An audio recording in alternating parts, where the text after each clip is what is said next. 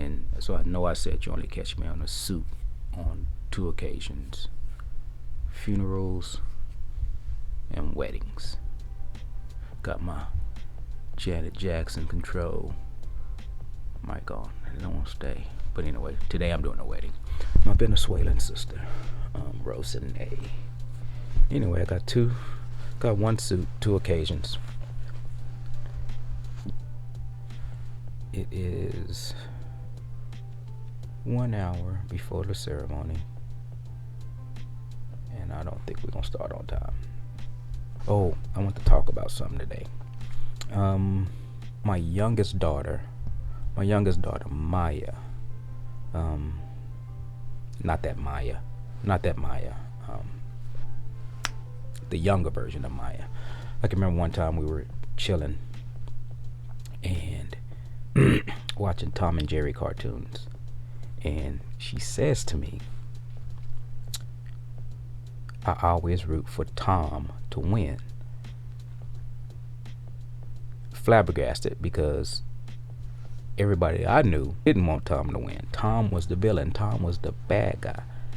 And so I had to stop and ask her. I said, Maya, why do you want Tom to win? Straight faced. She must have been like 6 years old, 5 or 6 years old. I don't remember. She was younger. She said, because he's just doing what the homeowner asked him to do. He's a cat. He's doing what he's supposed to do. And I thought about it for a second. Like, in real life, how many more cat lovers are there of rat lovers? I don't know, I'm tripping. But it got me to thinking though. Then I start thinking about my own life. I hate rats. Like, I grew up in houses where there were mice and rats, and they leave droppings, and they're filthy, and we were living in the projects, and we had drop ceilings like these up here in my office. We had drop ceilings, and the rats and the pigeons used to get up in the drop ceilings during the winter time to stay warm, I guess. But in the middle of the night, they would just start scrapping. Like, we sleeping, trying to sleep, and you're just hearing pigeons cooing and shrieking the mice and bumping around up there. And so we get our broom and we pop stop it. Yeah, I just don't like rats. But somehow, the way that they painted Tom and Jerry, you went for the rat. I can even remember one time, as you can see, I'm clearly scarred by this. I can remember one time when my Aunt Margie from Houston bought me a Darryl Strawberry New York Mets jersey. It was fire. Nobody at my school had it, but it was a white pinstripe New York Mets junk. And in this particular house, man, like, the rats, they ate up my jersey. Like the rodents were so bad at this particular house that I would have to sleep with the covers over my head because they would run across my body at night, like real. And so I don't know, like. So when my daughter said this, it blew my mind. It's like, why are you rooting for the rat?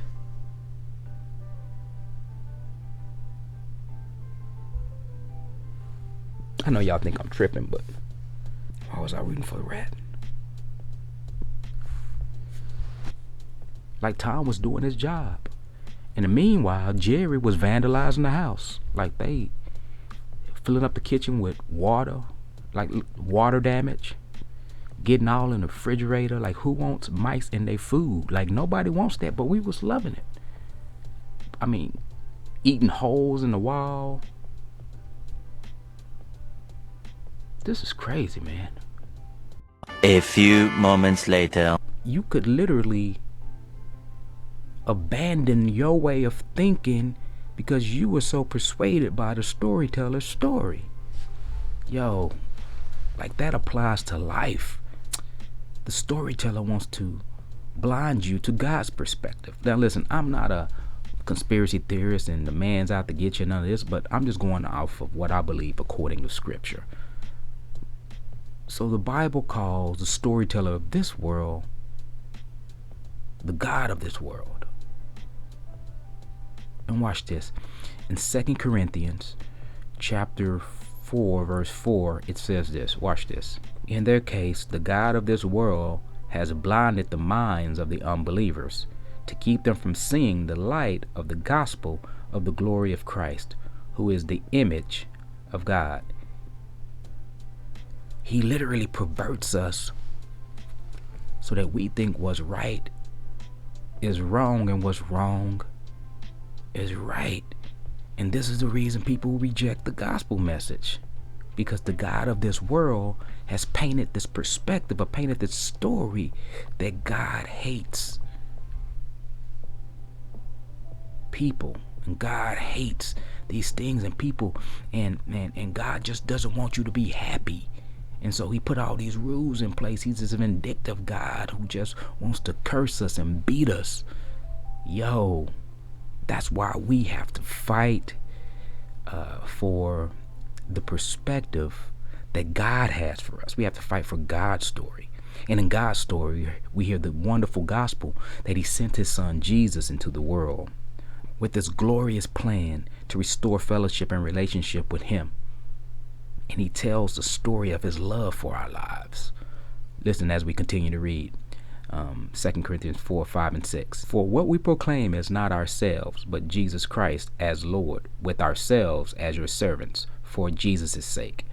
For God, who said, "Let light shine out of darkness," has shone in our hearts to give the light of the knowledge of the glory of God in the face of Jesus Christ. Listen, today I encourage you, if you're a believer, start telling the story of God's goodness. Start telling the story of Jesus' love, the story that this dark world needs to see when we understand his goodness in light of our brokenness.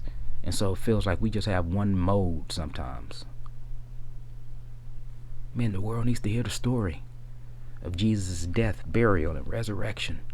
And so, just like Tom and Jerry's illustrator painted the perspective with those brushstrokes and those animations, people need to see, we need to paint with the perspective that the world needs to see with our brushstrokes, which is our lives. So paint heavily with the brushstrokes of your life.